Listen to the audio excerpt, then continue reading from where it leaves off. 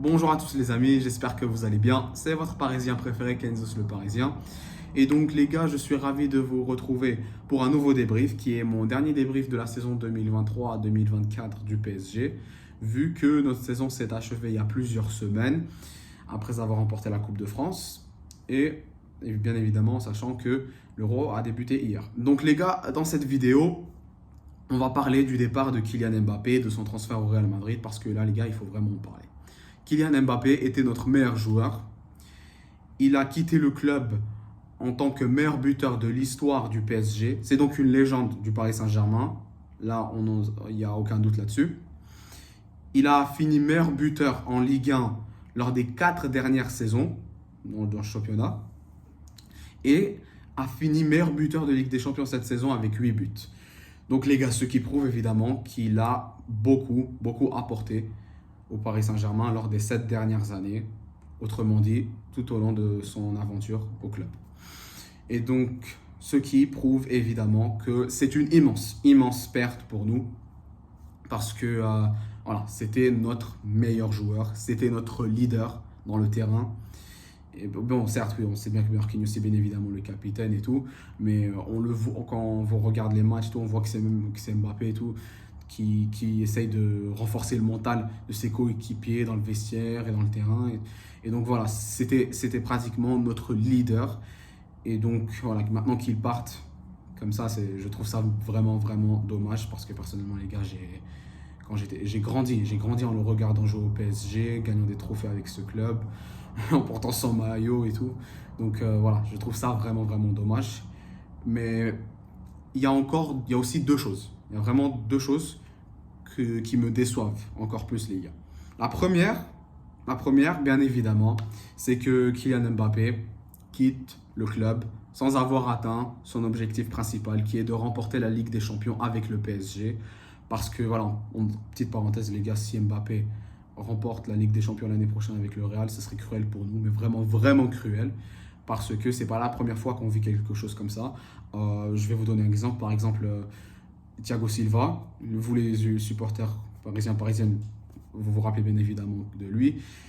Après avoir perdu la finale de la Ligue des Champions en 2020, il a quitté le club, il a rejoint Chelsea. Un an après nous avoir quittés, il a remporté la Ligue des Champions avec Chelsea, ce qui était cruel pour nous. De même pour Thomas Tuchel, qui, 6 mois après avoir été viré du Paris Saint-Germain en tant qu'entraîneur, remporta la Ligue des Champions avec Thiago Silva en tant qu'entraîneur de Chelsea. Et donc voilà, si Mbappé la remporte l'année prochaine avec le Real, ce serait vraiment cruel pour nous. Et donc voilà, parenthèse fermée. Deuxième chose qui me déçoit, les gars, c'est que vraiment, Kylian Mbappé n'a pas eu un temps de jeu équilibré.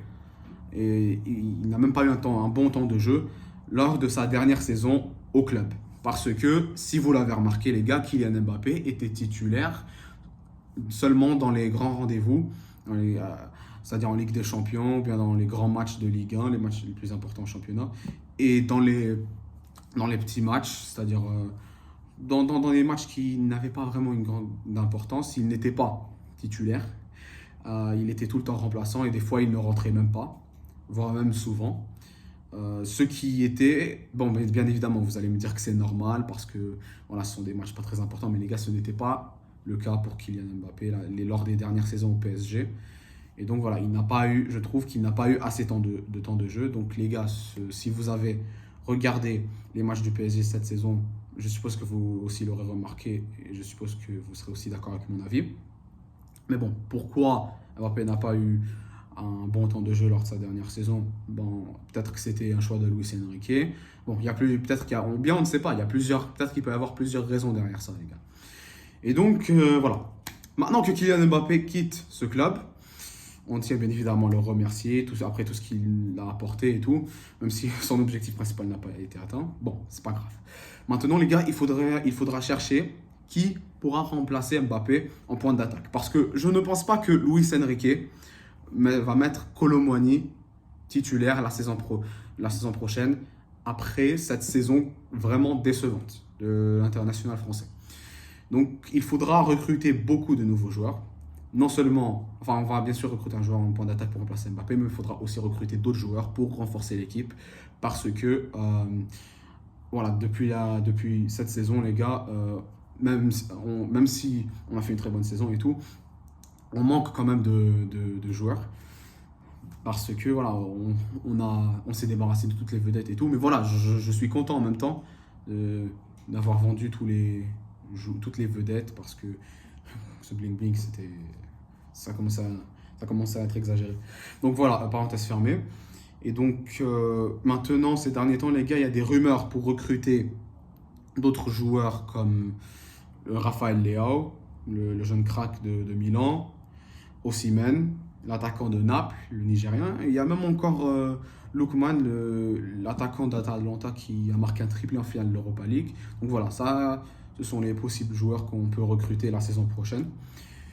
Et donc, dites-moi les gars dans les commentaires qui on pourra recruter l'année prochaine au PSG, non seulement pour remplacer Mbappé, mais aussi pour renforcer l'équipe, comme je l'ai dit.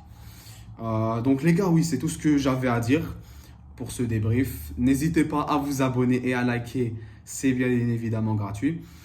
Et donc, restez branchés avec moi les gars, parce que vu que l'Euro est en cours maintenant, je vais faire des débriefs de l'équipe de France pour l'Euro. Parce que oui, je suis un supporter de l'équipe de France en même temps. Et donc, restez branchés avec moi. Je vous retrouverai très bientôt pour des nouvelles vidéos et des nouveaux débriefs pour l'Euro. Et donc, bien évidemment, Parisien jusqu'à la mort, quel que soit le score. Bonne journée les gars.